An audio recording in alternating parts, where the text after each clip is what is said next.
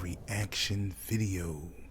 Yes, I'm back. I know it's been some days, but I told y'all in my community that it was my son's birthday over the weekend and everything like that. So, yep. So, that's what I've been doing with my son and all of that. But let's get straight into the video. Let's get it. I'm back at it. We on the roll. Let's go.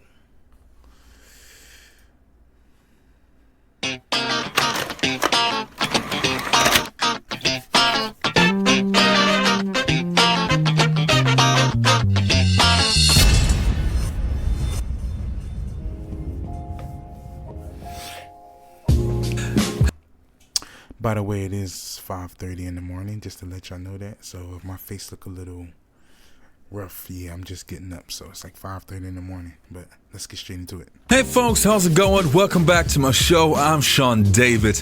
Let's talk some old school NBA. In today's episode, we're going to take a look at NBA legends giving their honest opinion on how they feel about Larry Bird. And I try to mix it up a little bit, so we will have former teammates and, of course, former opponents. But before we get to that, I want to give a quick shout out to my Patreons. Thanks a lot, you guys, for supporting the show. It's really appreciated. And I would say enough of that. Let's dive right into today's episode.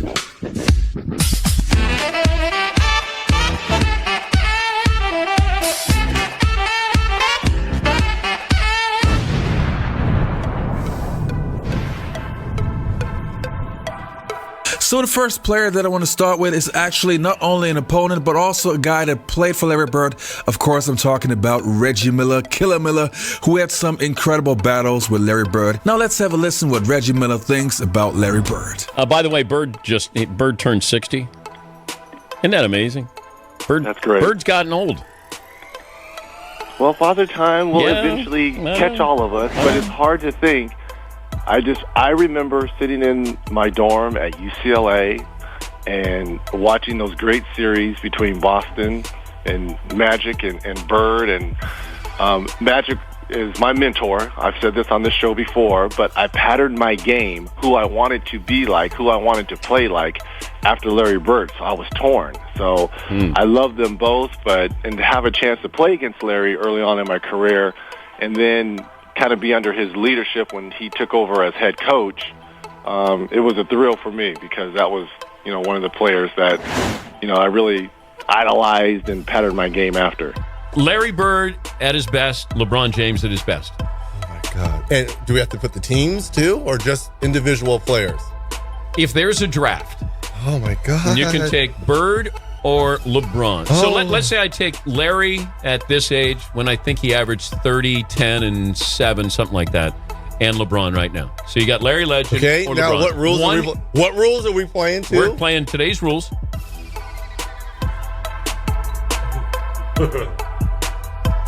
Oh, I gotta go with Larry Joe. And the following clip is actually of one of my favorite players of all time, Sir Charles Barkley. And it's kind of funny to see how he responds to the question if he thinks if he's better than Larry Bird. But he said that same thing to Bird, too, after practice. No. Dan. Are you better than Bird? Am I better than Bird? Oh, man, that's a great question. I'm a better rebounder. I'm probably a better defender. He's a better shooter, obviously. A lot of people talk about who's better. But you have to have that mentality. No, you know. I think, it's a team game. And the next player on the list is going to be Bill Walton, so former teammate of Larry Bird. I think he's better. I don't care what nobody say. I think Larry's better than Barkley. Now, rebound, defense, okay, but he's better, man. One-on-one, who you taking? Bird, a player that was voted into the top 50 players of all time back in, I think it was 1995 or 1996, or so long ago. Anyway, he has a very specific opinion on Larry Bird. Let's have a listen. What Larry was able to do on and off the court, it defied description, and it was very much like being on tour with the Grateful Dead, in that you never knew what was going to happen. You knew it was going to be fun, You knew it was R.I.P. man, R.I.P. Bill Walton, man. going to be great. You knew it was going to be dynamic. You knew it was going to be explosive. But you could never say, that's what's going to happen. Well, we came to play. We came to win. It was a really good passing team, a very unselfish team. There just wasn't any doubt in my mind that we were going to win.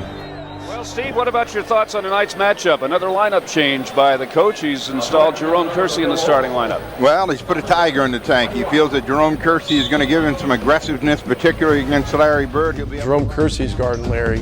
And I think his first 8 or 10 points were left-handed. And at that point, McHale was still coming off the bench. And so Larry scores his 6th point on some kind of left-handed shot. Bird against Kersey.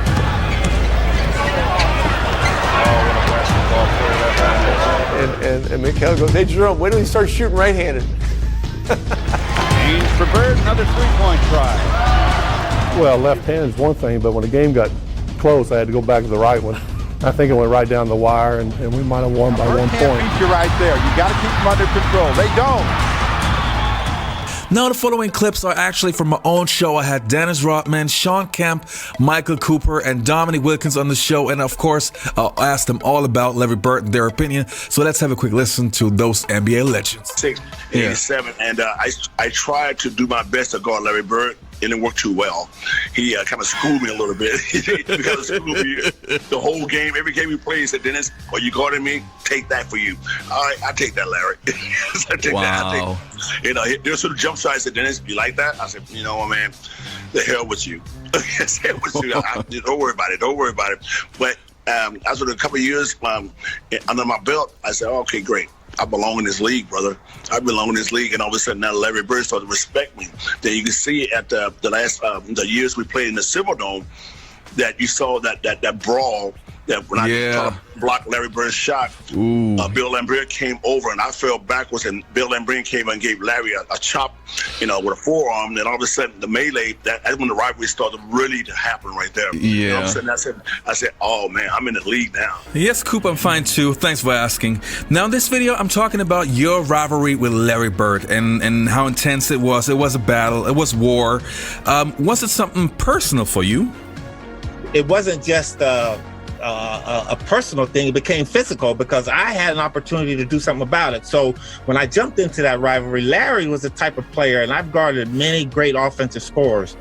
Just to name a few: Michael Jordan when he was young, Dr. J, George Gervin, a kid named Andrew Toney. Those players, when they just throw the basketball, you can kind of take a rest on those guys. Larry was different than that. Larry could get rid of the basketball, but he was going to go get an offensive rebound. He was going to set a back pick for his teammate. He was going to do something, assist. He didn't always have to score. So you always had to pay attention to him. And, he has said that I'm the toughest player he's had to ever go that guarded him.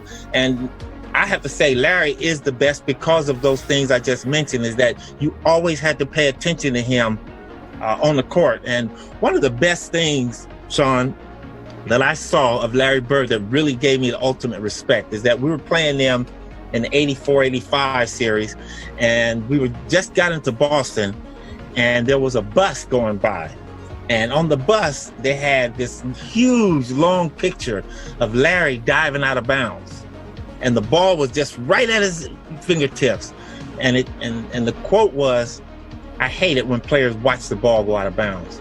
And that there tells you who that guy was, man. This guy played the game, the entire game, to the outer limits, the sideline, the baseline, and that's what I respected the most about him. But he was a tough player to deal with because he was bigger than me too. Now, you played probably in the best era of NBA basketball, and you had some of the most incredible rivalries.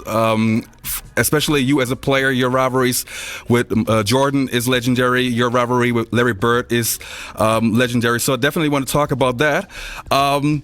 Your first interaction with Larry Bird was a very rude awakening. What do you recall from that first meeting, and what was it like having the final laugh? Well, you know what, the funny thing is, when you're a rookie coming to the league, you're a hotshot rookie, and you think you're, one of the greatest, and, those veterans have a way to let you know, look, you got to pay your dues, and that was one of the situations with me and Larry. I went to shake his hand, he wouldn't shake my hand. And I remember saying to myself, well, maybe he's just getting into the game. And I remember the first play of the game, he said, you don't even belong in this league, Holmes. And he shoots a three. I'm like, I wasn't mad he made the three. I said, did he just call me Holmes? But I remember after the first time, I made a great play against him. I remember him saying, he said, you got some toughness, man. I like you. But he said, I'm still getting 40 tonight. He got about 38, so he kind of proved his point. Now, back in the days, there were many black players who for example, Cedric Maxwell, for example, who openly admit that they thought Larry Bird was overrated until they actually got to play against him. When was your moment where you thought, okay, this kid is for real? The first day I played against him. First day I played, I knew he was a super player before I came into the NBA, but when I had a chance to play against Larry Bird, and there's only, I can count on one hand the type of guys like him that you had to be totally focused in on. If you didn't, he would embarrass you. Now the following clip is going to be of Jaylen Rose. Of course, Jaylen never got the chance to play against Larry Bird since Larry retired in 1992, and Jaylen came into the NBA in 1994, but of course, he played for Coach Bird. So let's have a look and listen to what Jaylen Rose has to say. Bird 6. Okay. Bird, for those that don't know, won 3 straight MVPs in the league with the Showtime Lakers and Michael Jordan and the Bad Boys present. 3 straight MVPs. MVP. So you would say that was the baddest white boy ever? No question. It's not even yes. No doubt. Okay. No doubt. All right, you guys, that was it for today's episode. I hope you enjoyed this video. Don't forget to check out my Basketball Time Machine podcast on iTunes and on Spotify, podcast with me and former NBA legends. And also, if you like the video, please do me a favor and hit that like button. It really helps my channel to grow. All right, you guys, you all be healthy. Take care and goodbye. Alrighty, man. That was a good video right there, the Basketball Time Machine. And I appreciate all of y'all. I definitely appreciate y'all, man. I'm on the road to 3K, man. We're on the road to 3K subs, man. So subscribe if you're new. Hit that like button. Turn on that bell. And yeah, we on the road, man. We on the road. And there shouldn't be no more pauses, even though life and things happen. I know everybody understand that. But I'm trying to really get back on my track, my train that I've been going on. But we going to get it going. So definitely look out for another video after this. And y'all got some videos you want me to do, leave them down in the comments down below. And I love y'all so much, man. We're just going to keep going, going to keep grinding. I love y'all. I'm out. On to the next video. Peace.